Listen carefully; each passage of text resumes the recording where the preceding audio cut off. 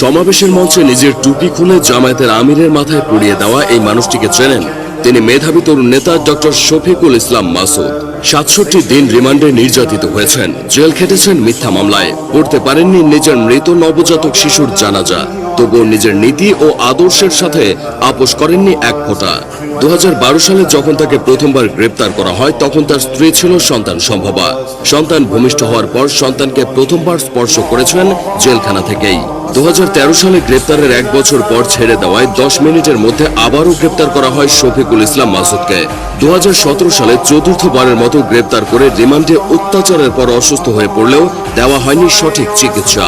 বিগত ১৫ বছর এভাবে জেল জুলুম ও অত্যাচার সহ্য করে নিজেকে ত্যাগ ও সংগ্রামের কাণ্ডার হিসেবে গড়ে তুলেছেন এই মজলুম নেতা।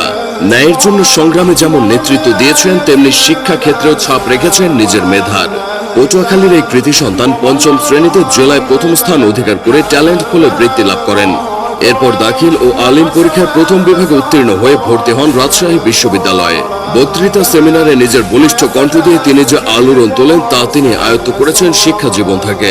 ছাত্রাবস্থায় বিভিন্ন বিতর্ক প্রতিযোগিতায় উপস্থিত বক্তৃতা করে জাতীয় পর্যায়ে প্রধানমন্ত্রীর কাছ থেকে স্বর্ণ পদক অর্জন করেন এই মেধাবী নেতা। পড়াশোনার পাশাপাশি হাইস্কুল জীবনেই তিনি বাংলাদেশ ইসলামী ছাত্র শিবিরের সঙ্গে যুক্ত হন। বিশ্ববিদ্যালয়ে যাওয়ার পর নাম লেখান শিবিরের সদস্য কমিটিতে। প্রথমে বিশ্ববিদ্যালয় শাখার সভাপতি এবং পরে দায়িত্ব পান কেন্দ্রীয় ছাত্র শিবিরের সভাপতি হিসেবে। রাজশাহী বিশ্ববিদ্যালয় থেকে বাংলা ভাষা ও সাহিত্য বিভাগে অনার্স মাস্টার্স সম্পন্ন করে ভর্তি হন পিএইচডিতে। তবে এই সময় ছাত্র শিবিরের রাজনীতিতে সক্রিয় হয়ে উঠলে জালেমদের কুনজরে পড়ে যান এই প্রতিবাদী ছাত্রনেতা। পিএইচডি পরীক্ষার ১ সপ্তাহ আগে তাকে গ্রেপ্তার করায় প্রথমবার পরীক্ষায় বসতে না পারলেও জেল থেকে ছাড়া পেয়ে তিনি ডক্টরেট ডিগ্রি অর্জন করেন।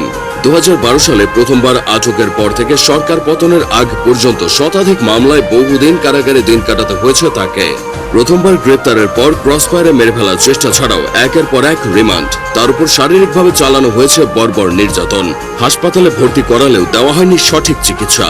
এ সময় শুধু ডক্টর মাসুদ না, তার পরিবারকেও সহ্য করতে হয়েছে প্রশাসনের লাঞ্ছনা। ২০১৩ সালে কেন্দ্রীয় কমিটির নির্দেশে ডক্টর মাসুদের আত্মগোপনে থাকার সময় তার ৮ মাসের গর্ভবতী স্ত্রীকে তুলে নিয়ে যায় র্যাব। আলাপ আলোচনার পর ছেড়ে দিলেও পুলিশ ভ্যানে যাত্রার ধকল সামলাতে না পেরে তার স্ত্রী অসুস্থ হয়ে যায় এবং পরের দিন ইমার্জেন্সি সন্তান প্রসবের পর সেই সন্তান মারা যায়। এমন কঠিন সময়ে স্ত্রীর পাশে থাকতে পারেননি ডক্টর মাসুদ। সন্তানের জানাজায় শরীক হতে চাইলেও প্রশাসনের হাতে পরিবারের জিম্মি হওয়ার ভয়ে পারেননি তা। স্বামীর জন্য এত কষ্ট সহ্য করেও কখনো তাকে দোষারোপ করেননি স্ত্রী ডক্টর জাকিয়া। উল্টো একজন ডাক্তার হিসেবে স্বামীর মতো নিজেকেও নিবেদন করেছেন মানবতার কল্যাণে। জামায়াতে ইসলামী ঢাকা দক্ষিণের সেক্রেটারি ও কেন্দ্রীয় মজলিসের শোরার সদস্য ডক্টর মাসুদ আসছেন নির্বাচনে নিজ উপজেলা বাউফল থেকে প্রার্থী হিসেবে মনোনয়ন পেয়েছেন।